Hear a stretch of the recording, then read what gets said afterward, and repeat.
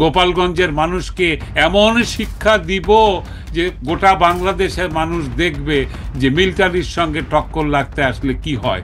বাহ, মিলিটারি হায় রে বীর, নিরপরাধ নিরস্ত্র মানুষের উপরে হামলা করে বীরত্ব দেখাতে এসছেন আপনারা। আপনাদের বীরত্বকে আমি ঘৃণা করি, আপনাদের এই দাবিকে আমি অস্বীকার করি। আপনারা বীর নয়।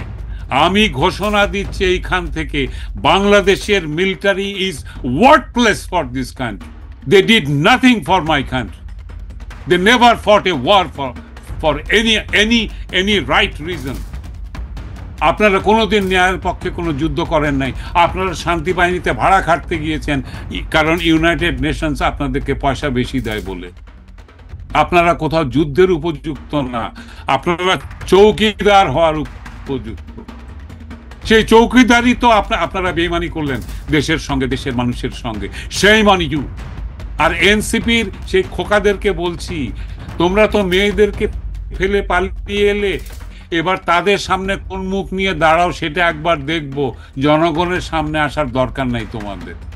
তোমরা ঘরে গিয়ে তোমাদের স্ত্রী, তোমাদের মা বোনের সামনে করে মুখ দেখাও, সেটা আমার জানার আগ্রহ থাকবে। ভালো বোধ করছি 11 মাস ধরে যে দহন, যে অন্তর্দহন, যে যন্ত্রণা, যে প্রতিদিন মৃত্যুর আস্বাদ পেয়েছিলাম আমি, প্রতিদিন মনের মনে মরে যাচ্ছিলাম যে আমার সাজানো সুন্দর বাংলাদেশটাকে, বাঙালি সমাজটাকে, বাংলা সংস্কৃতিকে ধ্বংস করে দিচ্ছে একের পর এক।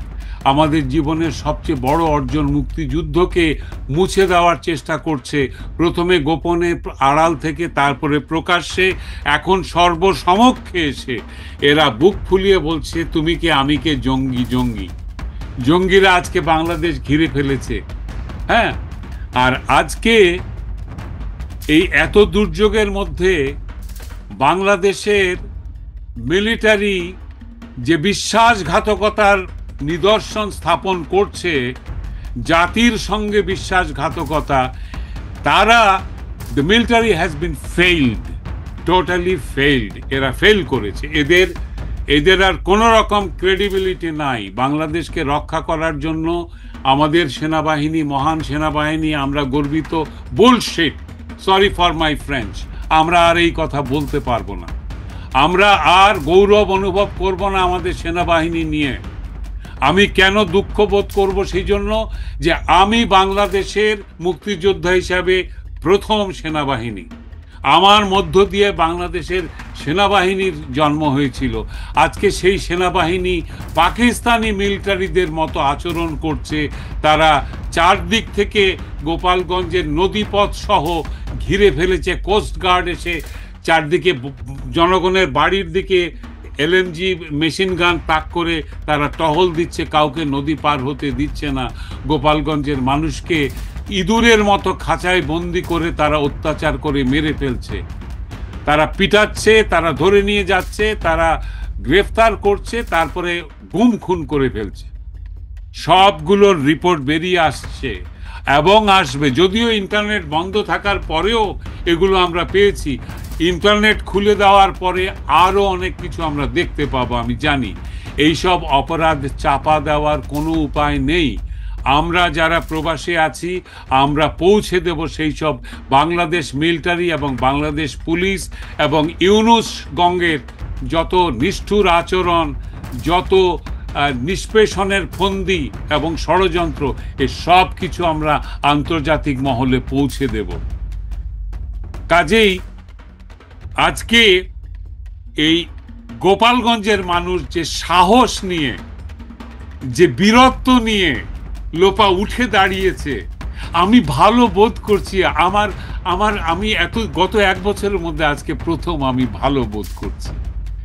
আমি সম্ভবত রাতে একটু ভালো ঘুমাতেও পারবো ঔষধ না খেয়েও, যে আমার দেশের মানুষ বীরত্ব দেখিয়েছে। কি রকম বীরত্ব জানো লোপা? তুমি বলেছিলে যে 71 তোমার স্মৃতি নেই, 71-এর মতো, ঠিক এইভাবে 71। আজকে ভারত আমাদের পাশে নেই, কিন্তু বাংলাদেশের মানুষ আমরা একে অন্যের পাশে আছি। সেই দিনের কথা মনে করে, ৭১-এর কথা মনে করে, আমাদের গৌরবোজ্জ্বল মহান স্বাধীনতার কথা মনে করে আপনারা একে অন্যকে সহায়তা করুন, আপনারা আত্মরক্ষার জন্য তৈরি থাকুন। মনে রাখবেন, এই যে জঙ্গি, সন্ত্রাসী আর এদের সহায়ক যে মিলিটারি, পুলিশ, এরা কিন্তু মানসিকভাবে এদের কোনো শক্তি নেই।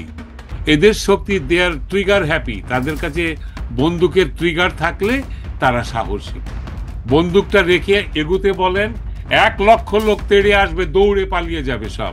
আজকে দেখতে পাচ্ছি রাস্তার মাঝখানে একটি সুদর্শন তরুণ, তাকে গলার মধ্যে বুটের পাড়া দিয়ে, তাকে প্রথমে পিটিয়েছে, তারপরে বুটের পাড়া দিয়ে জর্জ ফ্লয়েডকে যেভাবে আমেরিকার পুলিশ হত্যা করেছিল, ঠিক সেইভাবে হত্যা করলো মিলিটারি। পুরোটা ভিডিওর মধ্যে আছে। It is not fabricated, my friend. And fabricated video can be detected.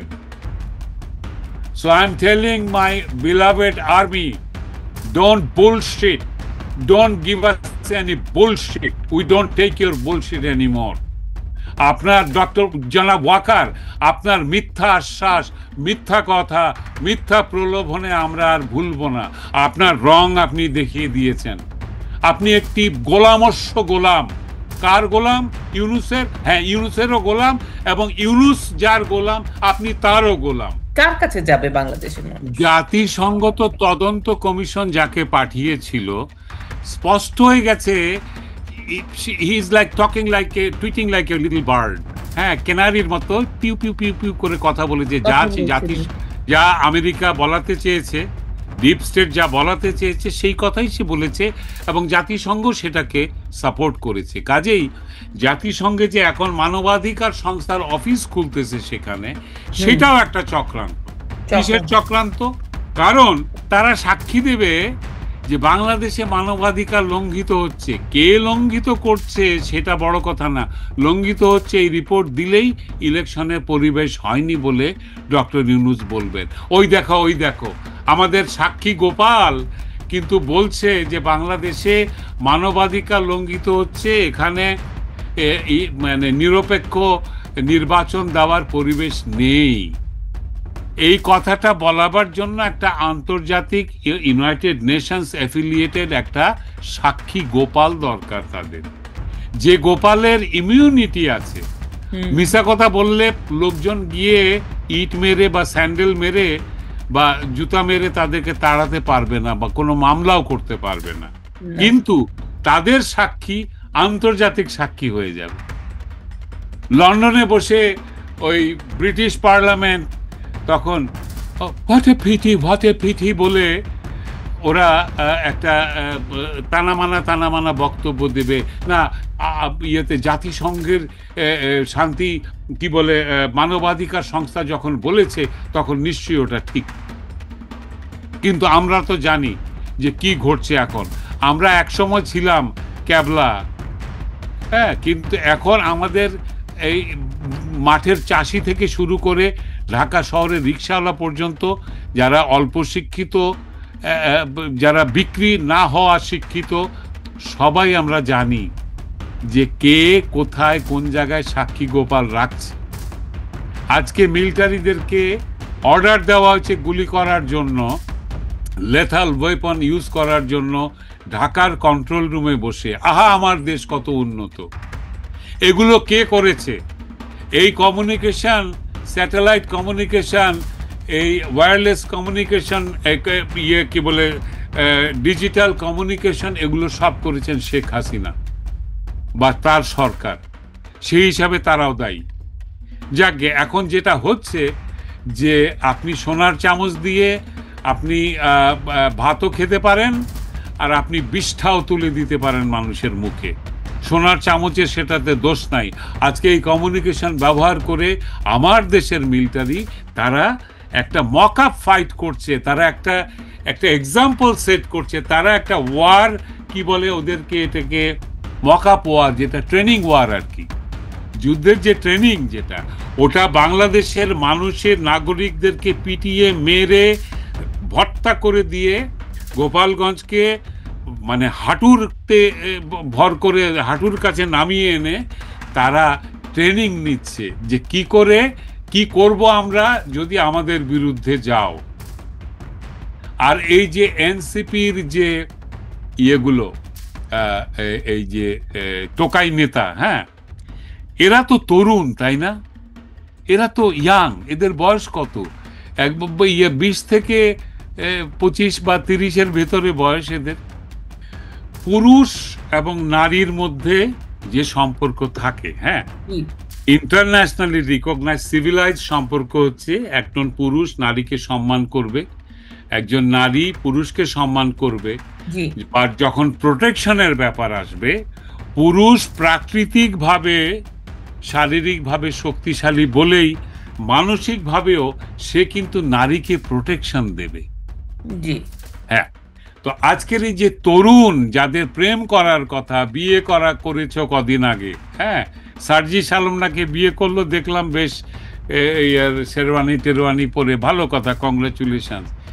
এই যে লোকগুলো, এই যে ছেলেগুলো, এরা দুজন নারী নেত্রী, তাদের সহযাত্রী, তাদের সঙ্গে মঞ্চের মধ্যে ছিল, তাদেরকে ফেলে মিলিটারির এই বুলেট প্রুফ গাড়ির ভেতরে ইঁদুরের মতো, ঠিক বেড়ালের বাচ্চায় যেরকম ওই দরজার ভেতর দিয়ে ঢোকে গিয়ে সেরকম ওইভাবে উঁচু করে তার পাছা ধরে ঠেলে তাকে ভেতরের মধ্যে ঢুকিয়েছে হাসনাতকে, because he is kind of চাবি। হ্যাঁ, তো তার এই স্ফীত নিতম্বকে ঠেলে ওই ডিকির মধ্যে ঢোকানোর ভিডিও আমার কাছে আছে, আই ডিডন্ট ক্রিয়েট, ওকে, আমার কাছেও আছে। এরা যে মেয়েদেরকে ফেলে পালিয়ে গেল প্রাণের ভয়ে, এই মেয়েগুলো কারা প্রোটেকশন দিয়েছে জানো? গোপালগঞ্জের ওই যে বিদ্রোহী লোকজন যারা ডেমনস্ট্রেট করছিল, যারা প্রতিবাদ করছিল, এই প্রতিবাদী জনতা এই মেয়েদেরকে সসম্মানে পুলিশের এসপির অফিসে পৌঁছে দিয়েছে। তো আমার কথা হচ্ছে যে এরকম অবস্থাতে, লোপা, তুমি একটা নারী, হ্যাঁ, মনে করো তোমার আরো তরুণ বয়সের কথা মনে করো, তোমার সঙ্গী পুরুষ যদি তোমাকে ফেলে পালিয়ে যায়, তার প্রতি কি তোমার কোনো সম্মান থাকা উচিত? এটাই কি প্রমাণ? তার চরিত্রটা কি প্রমাণ হয় না? এই লোক, এরা যদি বাংলাদেশের প্রধানমন্ত্রী হয়, এরা যদি বাংলাদেশের শাসনভার গ্রহণ করে, তাহলে এদের কাছে এদের সঙ্গিনীরা নিজেরাই নিরাপদ না, বাংলাদেশের নারীরা কি করে নিরাপদ থাকবে? বাংলাদেশকে আমরা মা মনে করি, সেই মা তো নারী, তাকে সে কিরকম নিরাপদ থাকবে? আজকে গোপালগঞ্জবাসী তাদের মাতৃজেলা, মাতৃভূমিকে সম্মান রক্ষা করার জন্য রুখে দাঁড়িয়েছেন বলে আজকে বাংলাদেশের কাপুরুষ মিলিটারিরা তাদের আর্মসের শক্তি হাতে নিয়ে তারা এই সাধারণ মানুষগুলোকে টর্চার করছে। কত বড় কাপুরুষ! আর এই কাপুরুষরা আমার দেশকে রক্ষা করবে?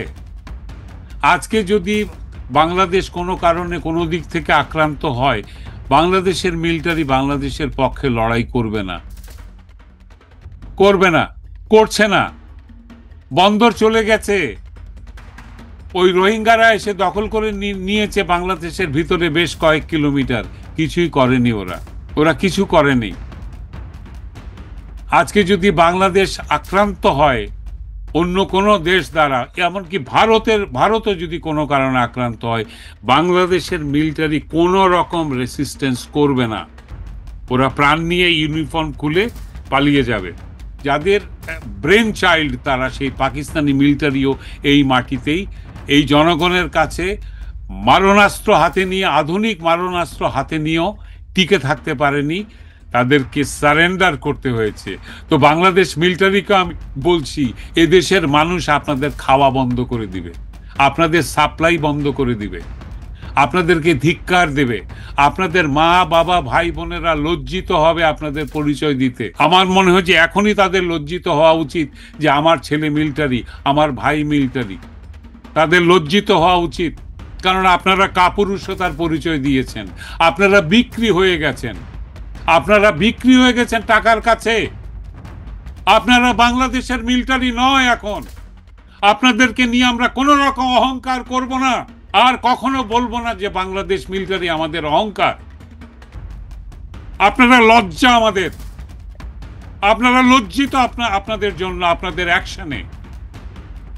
আর পুলিশ তো সব জামাতের লোক, পুলিশ তো মেরে ফেলা হয়েছে।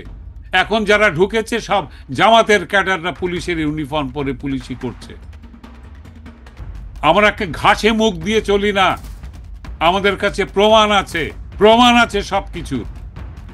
ইউটিউব বা এই সোশ্যাল মিডিয়াতে অ্যালাও করে না বলে আমরা সবটুকু দেখাতে পারি না। আপনারা কি নিষ্ঠুরভাবে পুলিশদেরকে হত্যা করে লাশের পাহাড় বানিয়ে রেখেছেন। সেই লাশবাহী ট্রাকগুলোর কাছে এসে ক্যামেরা দিয়ে ছবি তোলে হাউমাউ করে কাঁদতেছে এক পুলিশ সাধারণ সদস্য, এই সব আমার পুলিশ ভাইদের লাশ, এগুলো আমার পুলিশ ভাইদের লাশ বলে। সেই ভিডিও আছে আমাদের কাছে। এগুলো অভিনয় নয় স্যার। আপনারা বিকালবেলা ডিনার পার্টি করবেন, সস্ত্রীক যাবেন উপদেষ্টার প্যালেসে ডিনার খেতে, আর আমার ভাইদেরকে চিকিৎসা বন্ধ করে দিয়েছেন, খাবার সাপ্লাই বন্ধ করে দিয়েছেন। গোপালগঞ্জে গলির মধ্যে লাশ পড়ে আছে জানো। এই লাশগুলোর কোনো খবর তো নাই। যে 3টা বা 4 জনের কথা বলা হচ্ছে সরকার স্বীকার করেছে, বা প্রথম আলোর মতো একটা মেরুদণ্ডহীন একটা মোসাহেব পত্রিকা যে লিখেছে 4 জন নিহত। এই 4 জন এইখানে শুধু 4 জন না, এটা একটা ভিডিও। হ্যাঁ, আমি প্লে করছি না, তোমার কপিরাইট প্রবলেম থাকতে পারে, হ্যাঁ, বা আই ডোন্ট নো এটা ইয়ের কারণে। কিন্তু এখানে যতগুলো ছবি, এই যে দেখো এখানে কিন্তু আরো লাশ আছে, আরো লাশ জমা করছে, নিয়ে যাচ্ছে। এইখানে তো 5-6 জনের লাশ আমি দেখলাম। আর ওগুলো তো মর্গে থেকে তোলা ছবি। অন্তত পক্ষে 30 জন মারা গেছে প্রথম দিনেই। এখন আরো মারা যাচ্ছে, এখন আরো মেরে ফেলা হচ্ছে, ধরে নিয়ে যাওয়া হচ্ছে, এবং বিভিন্ন রকম ভাবে তাদের টর্চার করা হচ্ছে, নির্যাতন করে মেরে ফেলা হচ্ছে। এটা একটা এক্সাম্পল সেট করতে চাই। কিন্তু আমি বলি কি, এখনই সময় পথে নেমে আসার, এখনই সময়। একটা লং মার্চ হতে হবে। ওরা যেমন লং মার্চ টু বলেছে, কি বলে, গোপালগঞ্জ, হ্যাঁ, মার্চ টু গোপালগঞ্জ বলেছে। এবার আমরা মার্চ টু ঢাকা করতে বলবো। গোটা দেশের যারা মুক্তিযুদ্ধের পক্ষের মানুষ, রিগার্ডলেস আওয়ামী লীগ, রিগার্ডলেস বামপন্থী রাজনীতি, বিএনপির মধ্যে যে বিবেকবান অংশটা রয়েছেন মুক্তিযুদ্ধের পক্ষে, ফজলুর রহমান ভাইয়ের মতো মানুষ যারা, ফজলুর রহমান ভাইয়ের নেতৃত্বে হলেও আপনারা এগিয়ে আসেন, পথে নামেন। কারণ এরপরে কিন্তু আপনাদেরকেও ঠিক একইভাবে গোপালগঞ্জের দৃষ্টান্ত অনুযায়ী অত্যাচার করা হবে। পাকিস্তানি মিলিটারিরা টিকতে পারে না এই মাটিতে মানুষের প্রতিরোধের কারণে। বাংলাদেশের এই যতগুলো বাংলাদেশের 1975 থেকে বঙ্গবন্ধু হত্যার পর থেকে আজ পর্যন্ত যতগুলো বিপর্যয় বাংলাদেশের রাজনৈতিক অঙ্গনে হয়েছে, সবগুলোর পেছনে মিলিটারিরা আছে। শত শত মুক্তিযোদ্ধাকে তারা ফায়ারিং স্কোয়াডে মেরেছে, তারা কু করেছে, একে অন্যের কাছ থেকে পাওয়ার কেড়ে নিয়েছে, জোর দখল করে বাংলাদেশের ক্ষমতায় আরোহণ করেছে, এবং সব মিলিটারিরা করেছে। আজকের যে বিপর্যয়, এই যে আওয়ামী সরকারকে পতন ঘটানো, এটার মধ্যেও মিলিটারি কু জড়িত। প্রথমে ছাত্র আন্দোলন হয়েছে, ছাত্র আন্দোলনের হাত থেকে এটা চলে গেছে এই জামাত শিবিরের হাতে, এবং একই সঙ্গে মিলিটারির হাতে। অদ্ভুতভাবে আমরা চোখের সামনে দেখলাম, কুর পরে কু হয়ে গেল, দুটো কু হয়ে গেল। আর এই আহাম্মক সমন্বয়ক এরা বুঝতে পারলো না, সমন্বয়করা যারা তারা হয়তো বুঝেছে, সাধারণ ছাত্রছাত্রীরা বুঝতেও পারলো না যে তাদের এই সারা রাত ধরে আমি কে তুমি কে রাজাকার যে শিখিয়েছে, সেই কথা বলিয়ে তাদেরকে দিয়ে রাস্তাঘাট পরিষ্কার করিয়ে তাদের ঘরে পাঠিয়ে দিয়েছে। ক্ষমতাটা চলে গেছে তাদের হাতে, যারা এখন দিনের মধ্যে 2 ধরনের পাজেরো আর কি বলে এক্সপেন্সিভ এসইউভি চড়ে বেড়াচ্ছে, যারা প্লেনে গোটা বাংলাদেশে ঘুরে বেড়াচ্ছে। আমি কি গাধা, গর্ধব? যে কোনো একটা গর্ধব গাধা, যে লম্বা কানওয়ালা ধোপার গাধা, সেও জানে যে ইউনূস সরকার, এনসিপি আর জামাত আর জঙ্গি এরা সব এক পার্টি। আর এদের আর্মড হ্যান্ড হচ্ছে কি বাংলাদেশ মিলিটারি। বাংলাদেশ মিলিটারির ভেতরেও জামাতের লোক ঢুকেছে। জামাত বহুকাল ধরে বাংলাদেশের মিলিটারির মধ্যে ইনফিলট্রেট করেছে তাদের রোকনদেরকে, তাদের লোকজনকে। কাজেই লেজ সোজা করে বাংলাদেশ রেলওয়েকে বলা হয়েছে একটা ফোন করে, এই ট্রেন দিবি? হ্যাঁ স্যার ঠিক দেব বলে রাজি হয়ে গেছে। এটা তো রাজনৈতিক সমর্থনের জন্য হবে না, এরা শোডাউন করার জন্য। আর যদি ধাওয়া খেয়ে থাকে, তুমি হয়তো বলতে পারো, এখন প্রশ্ন করতে পারো যে এনসিপির সঙ্গে গোলমাল হয়েছে, প্রতিবাদ করছে তো জামাত। না, ওটাই জামাত যখন কোনো ক্রাইম করে তখন নাম বদলে ফেলে। তাদের নাম হয় আলবদর, আল শামস, রাজাকার, হিজবুত তাহরির, হরকতুল জিহাদ, লস্করি তৈয়বা। এগুলো জামাতের ক্রিমিনাল নাম। এনসিপিও জামাতের ক্ষমতা দখল করার কি বলে এই সামনে দেখানোর একটা শোরুম। আর শোরুমের মধ্যে ছোট ছোট পুতুল সাজিয়ে, এই আমাদের ভেরি কিউট লুকিং গভর্নমেন্ট, কানে ধরে থাপ্পড় মেরে ওই চেয়ার থেকে নামিয়ে দিয়ে ওখানে কালকে বসে যাবে জামাত, যখনই ইলেকশনের গদিগুলো পেয়ে যাবে। কানে ধরে থাপ্পড় মেরে পেছনে পশ্চাৎ দেশে লাথিও মারতে পারে এই এই এই এই বালক টোকাই নেতাদেরকে। কারণ জামাত অনেক ঘাগুমাল। জামাত জানে তাদের কোনো সমর্থন নেই। তারা শোডাউন করার জন্য, মানুষকে দেখানোর জন্য, বিশ্ব মিডিয়াকে দেখানোর জন্য যে আমাদের বিশাল জনগোষ্ঠী আমাদের সমর্থন করছে। আর ইউনূস সাহেব তো মেটিকুলাস প্ল্যানের লোক। উনি জানেন যে ঢাকা শহরের মধ্যে মিটিং করলে তো লোক হবে না, আর দূরে গিয়ে মিটিং করেও কোনো লাভ নাই। হ্যাঁ, তো মানে ঢাকা শহরের মধ্যে লোকজন দেখাতে হলে তো ওদেরকে লোকজন এনে দিতে হবে বিভিন্ন জায়গা থেকে, পয়সা দিয়ে লোকজন আসবে। তারপরে যেসব শ্রমিকরা বেকার হয়ে পড়েছেন, যে সকল গার্মেন্টস কর্মী নারীরা বেকার হয়েছেন, তাদেরকে প্রলোভন দেখিয়ে আনা হবে যে তোমরা আসো, তোমাদেরকে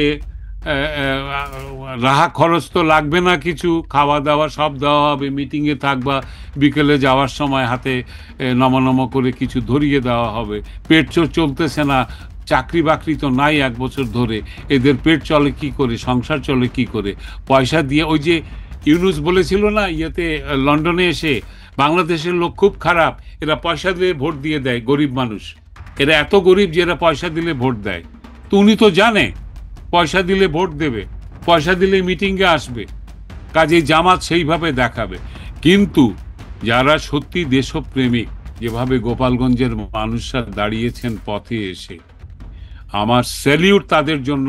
তারা মুক্তিযুদ্ধের সকল ধরনের এক্সাম্পল, নিদর্শন তারা রেখেছেন এই মাত্র 2 দিনের সংগ্রামের মধ্যে। তারা দেখিয়ে দিয়েছেন ধর্মনিরপেক্ষতা কাকে বলে, জাতীয়তাবাদ বোধ কাকে বলে, আত্মসম্মান, আত্মসম্ভ্রম, মহান স্বাধীনতার প্রতি শ্রদ্ধা কি করে দেখাতে হয়, তারা দেখিয়ে দিয়েছে। আমরা অস্ত্র হাতে যুদ্ধ করে, পাকিস্তানি আর্মির সঙ্গে লড়াই করে বা ধরা পড়লে নিজেরা অনেক সময় আত্মহত্যা করে সে মানে গ্রেফতার এড়িয়েছি। হ্যাঁ, আমাদের অনেক বীর মুক্তিযোদ্ধা এভাবে করেছেন। হ্যাঁ, কিন্তু আমাদের কাছে অস্ত্র ছিল। শেষ মুহূর্তে, মরে যাওয়ার আগের মুহূর্তে আমরা গুলি করতে পেরেছি শত্রুর দিকে। গোপালগঞ্জের মানুষের সেটা ছিল না, কিছু নাই তাদের কাছে। এই যে মিলিটারিরা যে মিথ্যা কথা বলছে, এরা পরিপূর্ণভাবে মিথ্যুক। এদের জিহ্বায় যেন কুষ্ঠরোগ হয় এইসব মিথ্যা কথা বলার জন্য। আমি অভিশাপ দিচ্ছি আমার অন্তর থেকে। এই মিথ্যুকেরা বলছে যে আমাদেরকে পিস্তল দিয়ে গুলি করেছে, কেউ ওদের গুলি করেনি, কোনো ভিডিও নাই। You can't show anything, god damn it, liars, মিথ্যাবাদী, একটা কিছু দেখাতে পারবে না। আর আপনারা যারা প্রবাসে বসে এখন ইউনূসের ধামা ধরছিলেন এতদিন, এখন জবাব দেন। এই যে বলছে আমি কে তুমি কে জঙ্গি জঙ্গি, তারপরেও তো এই বাম ইয়ের কি বলে সুশীল সমাজ এসে বলবেন না না না না না তেমন কিছু বলেনি। shame on you guys too। ওরা তো একটু সাহস করে নিজেদেরকে জঙ্গি জঙ্গি বলছে। আপনারা যে লুঙ্গি সেটাও স্বীকার করতে রাজি না, আপনারা যে নোংরা হয়ে যাওয়া আন্ডারওয়্যার সেটাও আপনারা স্বীকার করতে পারবেন না। আপনাদের লজ্জা আছে তো লজ্জায় মুখ লুকিয়ে থাকেন, বড় বড় কথা বলতে আসবেন না। Never ever utter any word at front of me. Social মিডিয়াতে যারা আমার সঙ্গে সম্পৃক্ত যারা আছেন, যারা এখনো এই রাজাকার আলবদর জঙ্গিদেরকে সমর্থন করছেন, get out of my place, get out of my wall, get the hell out of my Facebook. আপনাদের নামের উপরে ক্লিক করে ব্লক করার যে সময়টা সেটা করতে আমার ঘৃণা হয়। আপনাদের বিবেক বলে কিছু নাই, আপনারা প্রতিবাদ করতে পারেন না, প্রতিবাদকে সমর্থনও করতে পারেন না। বীরত্ব দেখাতে আসবেন না। বীর কখনো সঙ্গিনীকে ফেলে পালিয়ে যায় না।